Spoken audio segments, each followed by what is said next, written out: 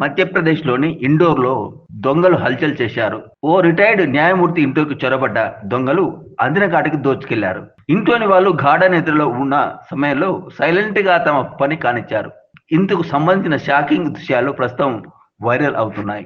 పోలీసులు తెలిపిన వివరాల ప్రకారం ఇండోర్‌లోని విజయనగర్ ప్రాంతంలో నివసిస్తున్న మాజీ న్యాయమూర్తి జస్టిస్ రమేష్ గార్గ్ ఇంట్లో భారీ చోరీ జరిగింది.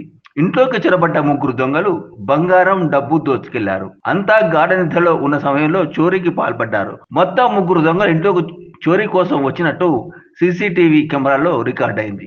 అందులోని ఒకరు గదిలోని కప్బోర్డ్‌లో ఉన్న విలువైన వస్తువులను దోచుకుంటుండగా, మరొకరు బెడ్‌పై నిద్రపోతున్న మాజీ న్యాయమూర్తి లేస్తే ఇనుప రాడ్‌తో కొట్టేందుకు మంచం వద్ద నిలబడి ఉన్నారు. మరో వ్యక్తి బయట కాపలా కాస్తూ కనిపించాడు. ఆ సమయంలో వాచ్‌మెన్ కూడా నిద్రపోతున్నట్టు పోలీసులు తెలిపారు. ₹1,00,000 విలువైన బంగారు నగలు, ఖరీదైన వస్తువులతో పాటు డబ్బులు కూడా దొంగలు దోచుకెళ్లినట్టు చెప్పారు. ఈ మేరకు ఘటనపై కేసు నమోదు చేసి దర్యాప్తు చేస్తున్నట్లు పోలీసులు వెల్లడించారు.